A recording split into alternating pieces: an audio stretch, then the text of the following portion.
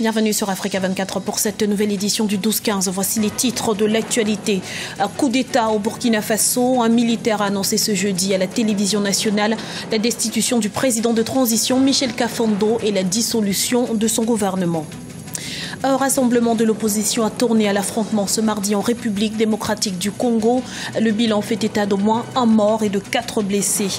Et puis, produits capillaires, un marché en pleine expansion sur le continent africain. Et nombreux sont ceux qui tirent profit de ce dynamisme. Gros plan dans ce journal. Nouveau rebondissement au Burkina Faso. Le régiment de sécurité présidentielle a annoncé ce jeudi la dissolution du gouvernement. De son côté, l'unité d'action syndicale a lancé un mot d'ordre de grève générale dans tout le pays. Des manifestations sont également prévues pour exiger la libération des membres du gouvernement. Le point sur la situation avec Ibarat Ndiaye. Un comité militaire nommé Conseil national pour la démocratie a annoncé ce jeudi 17 septembre devant la télévision nationale avoir dissous les autorités de la transition avec à sa tête le général Gilbert Diendéré, considéré comme proche de l'ancien président Blaise Compaoré. Les mêmes militaires appartenant à la garde présidentielle avaient arrêté mercredi 16 septembre en plein Conseil des ministres l'ensemble du gouvernement ainsi que le président de la transition Michel Kafando. Un coup d'État que dénoncent de nombreux Burkinabés, mais également les institutions africaines. Le devoir nous appelle, car la nation burkinabé est en danger. Cette énième éruption d'éléments du RSP est une atteinte grave à la République et à ses institutions. J'appelle tous les patriotes à se mobiliser pour défendre la mère patrie. Le devoir de mémoire et le souvenir des fils et filles tombés pour que naisse une nation burkinabé réconciliée avec l'histoire commande que chacun de nous se mobilise pour la libération immédiate du chef de l'État, du Premier ministre et des ministres arrêtés. Nous en appelons au devoir de solidarité des forces vives, des forces politiques et de la société civile et de la communauté internationale avec tout le peuple burkinabé pour faire échec à cette opération. L'action de ces militaires qui se sont présentés devant le peuple du Burkina Faso sous le nom du Conseil national pour la démocratie vient en effet de réduire à néant les efforts du gouvernement de transition et de l'ensemble des partenaires du pays des hommes intègres. Sans connaître les motivations, ce qui est sûr, c'est que nous sommes à quelques jours de la fin de la transition, avec les élections qui sont prévues pour le 11 octobre à venir. Et donc, de tels incidents sont peut-être à même de mettre à péril le processus électoral qui est en cours de préparation. J'attends d'avoir vraiment des informations, mais il serait regrettable que le processus électoral qui est en cours soit interrompu pour quelque raison que ce soit. Sur le plan diplomatique, l'Union africaine, la CEDEAO, la Communauté économique des États de l'Afrique de l'Ouest, l'ONU exige la libération immédiate des otages. L'unité d'action syndicale a lancé ce jeudi 17 septembre un mot d'ordre de grève générale dans tout le pays. Des manifestations sont également prévues sur la place de la Nation par une population qui dénonce le coup de force des militaires. Les manifestants promettent une marche sur la présidence si les membres du gouvernement ne sont pas libérés. Un couvre-feu a été instauré entre 19h à 6h ainsi que la fermeture des frontières du pays.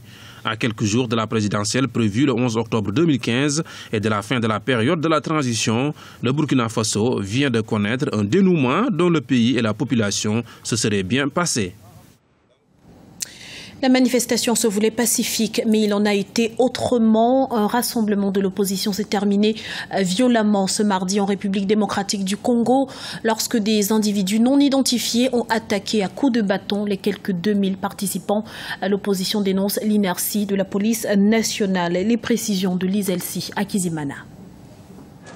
Un homme a été grièvement blessé lors du rassemblement de l'opposition mardi 15 septembre 2015 en République démocratique du Congo.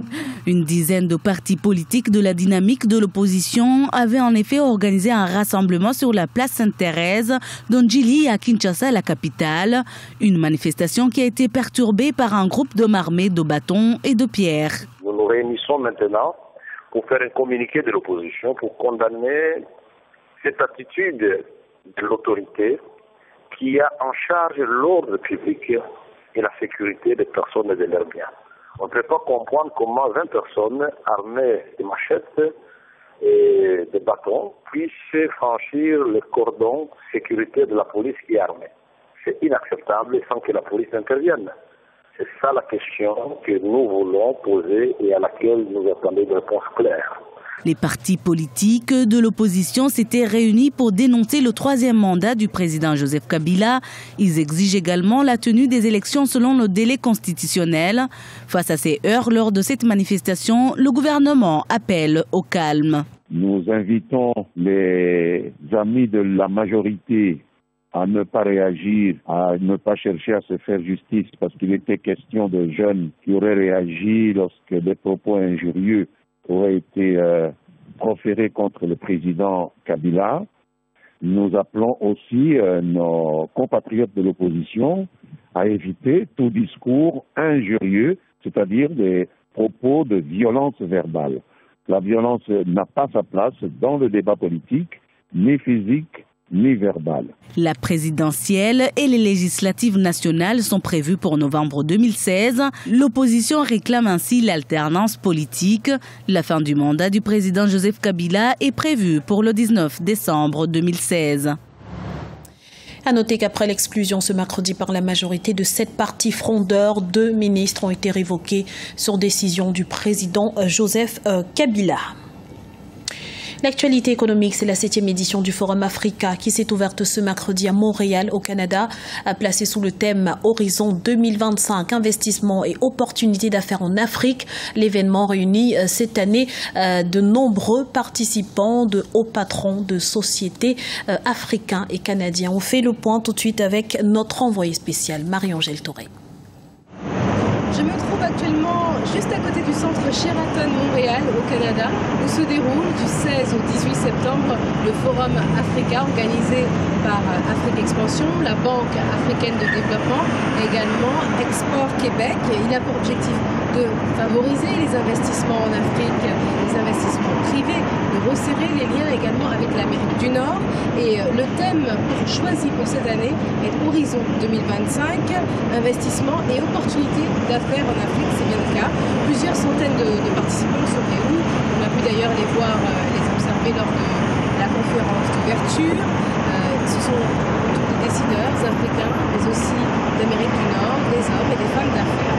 Et pour vous faire une idée du déroulé du programme de cette journée, du 16 septembre, sachez que sont prévus au programme une exposition sur l'espace Sénégal. Le Sénégal est le pays vedette en 2015, la Côte d'Ivoire l'était en 2014. Une conférence sur le décollage économique en Afrique, des rencontres B2B pour permettre aux acteurs de discuter des opportunités justement présentes en Afrique.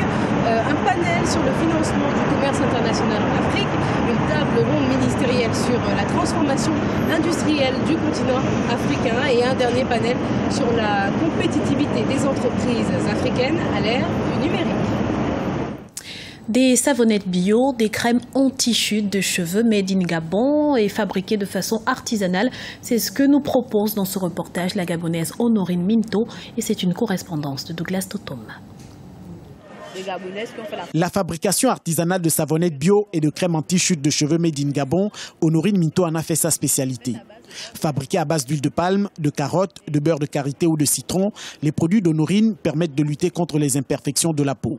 Ils luttent également contre les chutes de cheveux supérieures à 50 et 100 cheveux par jour, considérées par la science comme une pathologie. Ici, on a différentes sortes de produits cosmétiques. On a les crèmes à cheveux anti-chute, anti-cassure, pour éviter les cassures comme les femmes se font tresser. Et les savonnettes. Savonnettes à carottes, c'est pour le teint. C'est pour unifier le teint, pour garder votre teint, surtout pour le teint clair. Et les savonnettes pour citron, c'est pour aussi les odeurs. Vous savez que le citron, ça tue les odeurs. C'est pour éviter les odeurs corporelles et ça vous garde la peau. Et les savonnettes à l'huile de palme, c'est pour vous garder la peau, ça ne fait pas brunir, ça ne fait pas noircir. C'est savonnette gourmande aussi. Honorine Minto ambitionne aujourd'hui de faire tester ses produits en laboratoire et augmenter sa production journalière. Ça n'a pas encore été testé dans un laboratoire. Mais nous sommes en projet pour ça, pour vérifier si c'est bon pour la santé aussi. Mais nous-mêmes, on teste, puisque nous-mêmes, on fabrique ça, nous-mêmes, on se lave avec. On n'a pas d'allergie, on ne fait pas d'allergie, on n'attrape pas des boutons. Parce que moi-même, je me lave avec. Pour toutes sortes de peaux, c'est pour teint noir, teint mat, teint clair. Honorine Minto a été formée en 2014 à Libreville grâce à une formation initiée par le Festival des Dames. En 2014, cette jeune entrepreneur était économiquement faible. Aujourd'hui, grâce à la vente de ses produits, cette femme s'assume pleinement pour le bonheur de sa famille. Ce journal a été réalisé par l'ensemble de la rédaction. Merci pour votre fidélité. Retrouvez dans un instant une nouvelle édition de l'information sur Africa 24.